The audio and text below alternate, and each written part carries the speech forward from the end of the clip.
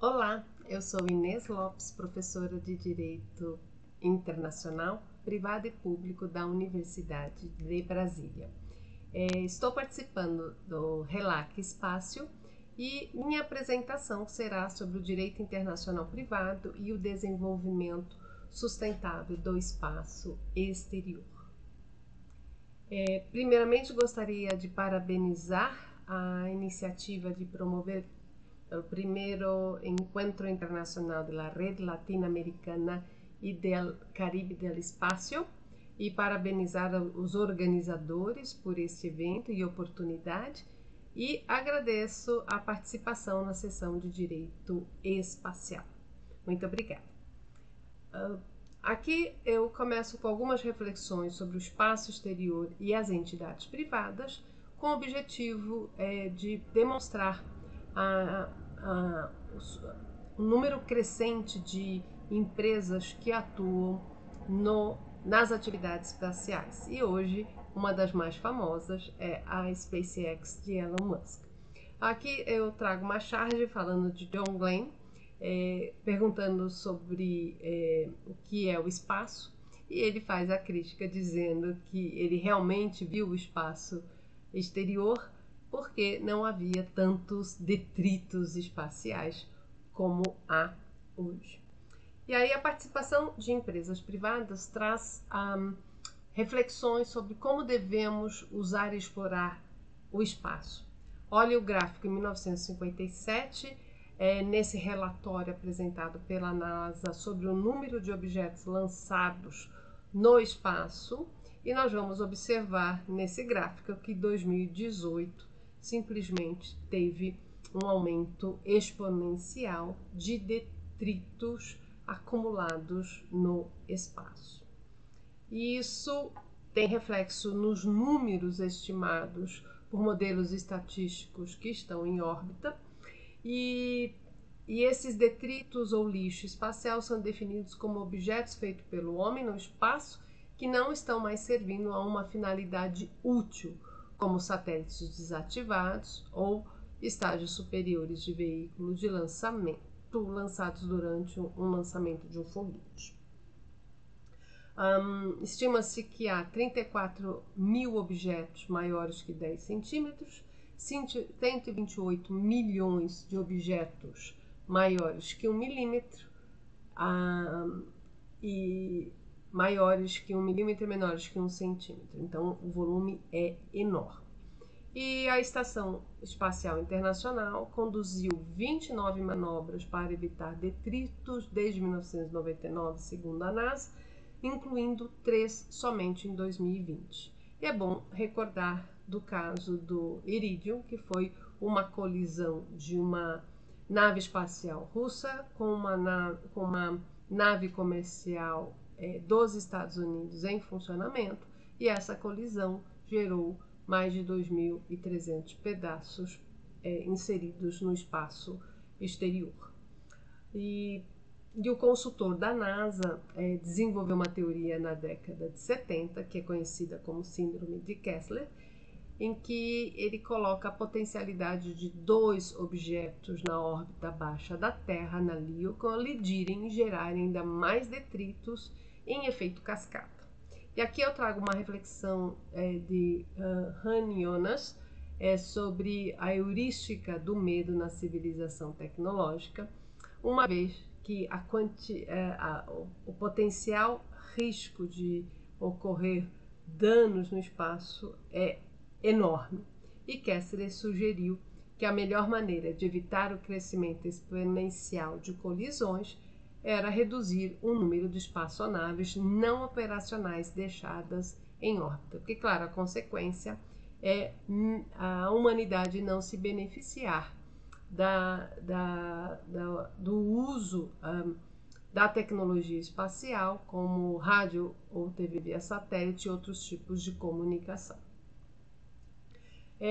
Existem vários atores das iniciativas privadas, e aí a gente tem entidades públicas, privadas, civis e militares, temos estados, organizações intergovernamentais. Das pessoas privadas temos as as empresas, as organizações não governamentais. E no século XX, o principal ator foi o Estado, embora pudesse haver a participação de entidades privadas, mas o século XX marca essa mudança de paradigma para ter uma participação de atividades comerciais bastante intensa. Segundo Samariva, a receita da economia espacial em 2019 atingiu o número de 424 bilhões de dólares, sendo que 2/3 relacionados à atividade comercial e o outro 1/3 a atividades militares e institucionais. Isso se deu em razão do avanço da inteligência artificial e da introdução de pequenos satélites que permitiu a participação de mais estados e também de mais empresas e universidades também ingressando neste mercado. O regime jurídico do espaço exterior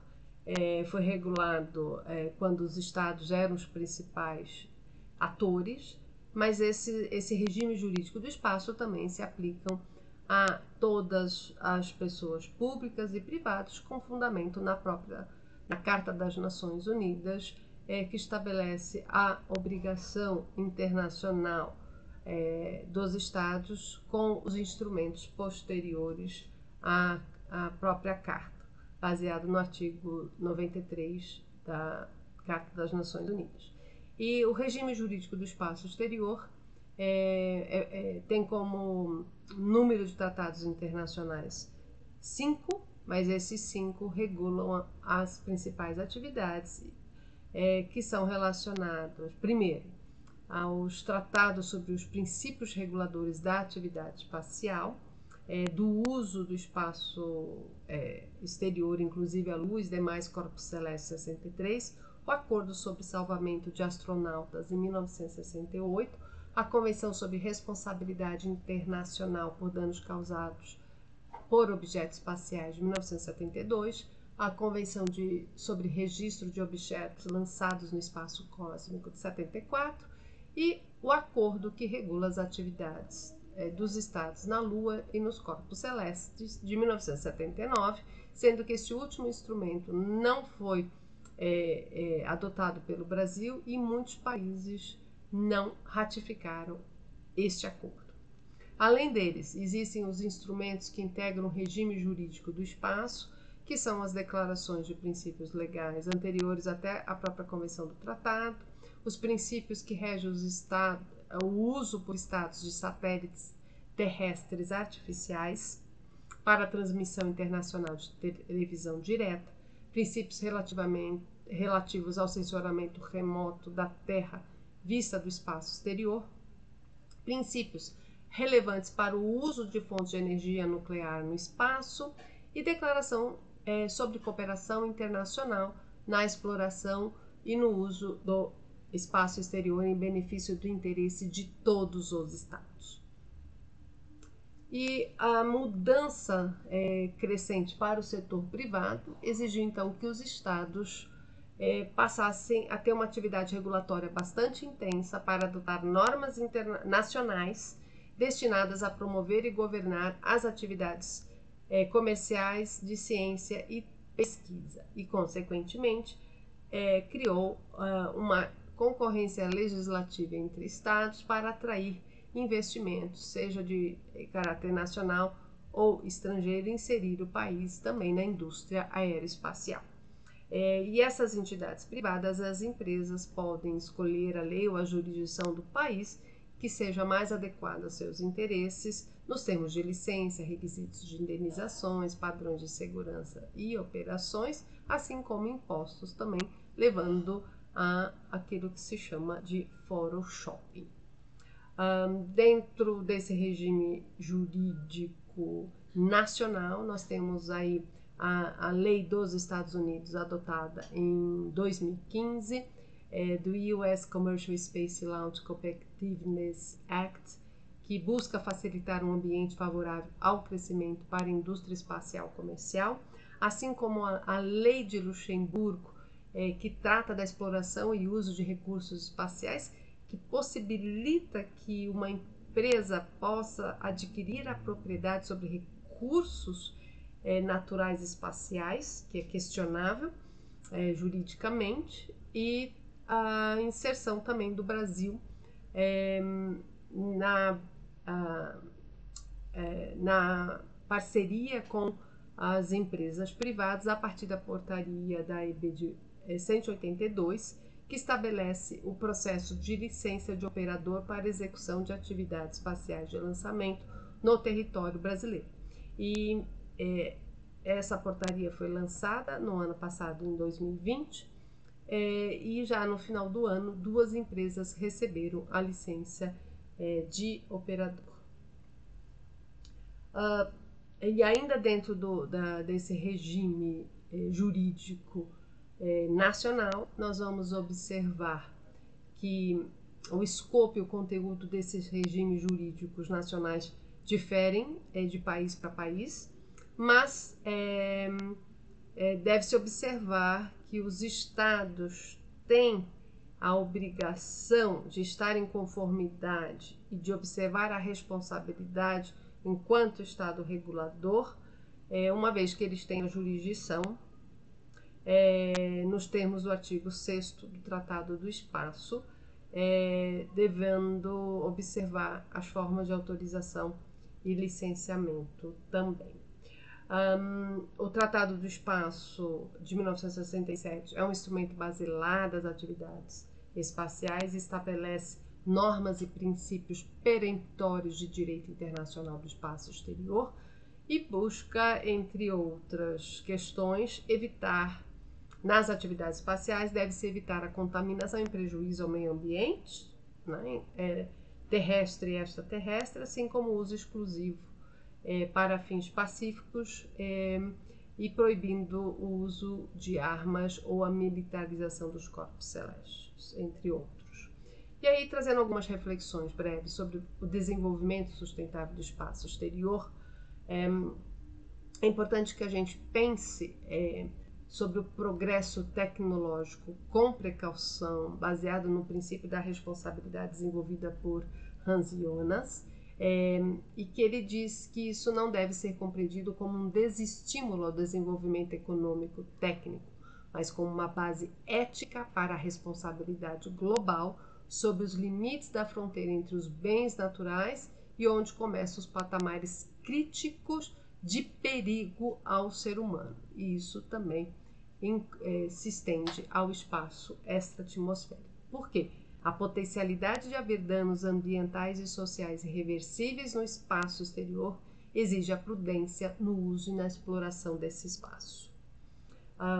E aí, o desenvolvimento sustentável deve garantir às presentes e futuras gerações o direito de usar e explorar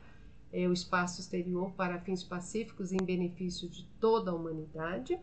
Embora as normas internacionais não proíbam a criação de detritos espaciais, é importante que medidas de mitigação sejam adotadas não só pelos estados, mas por todos os stakeholders, incluindo as entidades privadas. E é importante destacar que o termo objeto espacial inclui as partes e componentes do objeto espacial, bem como o veículo, propulsor e respectivas partes, conforme disposto no artigo 1º da Convenção sobre Responsabilidade, de 1972, assim como a Convenção de Registro de 74. E o professor Jacou, com propriedade, diz que os detritos espaciais, seja um objeto não funcional ou um fragmento de objeto, se enquadra na definição de objeto espacial. Além disso, ele entende que os estados precisam remover os detritos pelos quais são responsáveis, e isso também tem como base o princípio geral do direito da prevenção, que impõe aos estados o dever de adotar medidas para evitar danos ao meio ambiente extraterrestre. A questão da responsabilidade internacional, a Convenção sobre Responsabilidade de 1972 estabelece a responsabilidade objetiva ou por risco em razão dos danos causados na superfície da Terra, e a responsabilidade internacional subjetiva ou por culpa quando ocorrem danos fora da superfície da Terra. E aí, com relação à jurisdição, a questão da atribuição por meio do registro está intimamente ligada à jurisdição dos Estados sobre seus objetos espaciais. De acordo com o artigo 8º do Tratado do Espaço, os Estados têm jurisdição e controle sobre os objetos registrados e deve assumir a responsabilidade por suas atividades nacionais e por seus contratos também nacionais. Pensando numa sustentabilidade de longo termo, a Scopus adotou as diretrizes para a sustentabilidade de longo prazo do espaço exterior, estabelecendo política e estrutura regulatória das atividades espaciais, baseado na segurança das operações espaciais, cooperação internacional, capacitação e conscientização, além da pesquisa e desenvolvimento científico e técnico. E uma Agenda 2030 para o espaço, baseada nessa cooperação entre as instituições internacionais como o UNIOSA, a Agência Europeia do Sistema Global de Navegação por Satélite e o Copérnicus, que buscam estabelecer diretrizes para o desenvolvimento sustentável no espaço. E aí, quando falamos dessa relação dos atores e dos stakeholders no espaço, a ODS 17, que trata das parcerias e meios de implementação, é um objetivo de desenvolvimento sustentável essencial para a troca de dados e informações, compartilhamento de infraestrutura e troca de know-how técnico. Além disso, as tecnologias espaciais podem ser ferramentas para a ação contra a mudança global do clima, para, por exemplo, monitoramento das mudanças climáticas, previsão do tempo, gestão de desastres, assim também como o combate à fome e promover uma agricultura sustentável por meio de satélites de sensoramento remoto que podem contribuir para o monitoramento de solo e seca e desenvolvimento de safras, além da indústria, inovação e infraestrutura para o monitoramento mais inteligente do comportamento de direção, redução de consumo de combustível, conforme o ODS 9, e também no ODS 11, dentro das cidades e comunidades sustentáveis, dentro dessa civilização tecnológica, promover a melhoria dos serviços das cidades com sistemas inteligentes de gestão de resíduos, monitoramento da qualidade do ar, e nas questões relacionadas à paz, justiça, paz, justiça e instituições eficazes, no ODS 16, fazer com que as partes interessadas levem em conta os aspectos jurídicos, políticos e a capacitação, além da cooperação internacional sobre questão de lei aplicável, acesso a informações confiáveis, além de outros objetivos que são importantes para o espaço, e aqui apenas exemplos. E nesse sentido é importante que haja um diálogo das fontes, um diálogo entre o direito internacional público e o direito internacional privado, entre o direito internacional e o nacional em direção à conscientização de formulação de políticas públicas, incluindo a das empresas numa base autorregulatória de promoção de uma política sustentável para o espaço, baseado na Agenda 2030. Além disso, a participação crescente de empresas no uso e exploração do espaço exterior impõe desafios regulatórios à expansão sustentável dessas atividades, de modo a garantir às gerações presentes e futuras na civilização técnica o direito de usufruir dos benefícios que o espaço exterior oferece às gerações presentes e, ao mesmo tempo, se basear, ter como base equitativa e mutuamente aceitado em apoio à sustentabilidade de longo prazo das atividades espaciais, envolvendo e tendo essa parceria público-privada, acadêmica, científica, tecnológica, porque o espaço é um bem público global que deve estar acessível a todos os países, a toda a humanidade. Muito obrigada, muitíssimas graças e feliz de participar da Relata. Muito obrigada.